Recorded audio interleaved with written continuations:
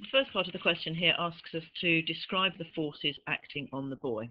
Well, there is a downward force acting, and that is the buoy's weight, and the magnitude of that, or the size of that, is going to be 60 G newtons. So there's a downward force of 60 G newtons, and that's the buoy's weight.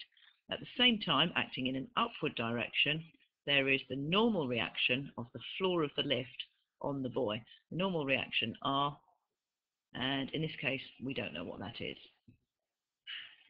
So we're now told that there is an upward acceleration of magnitude 0.5 meters per second. So there's our acceleration, and we're now going to use Newton's second law in an upward direction because that's the same direction that the acceleration is acting.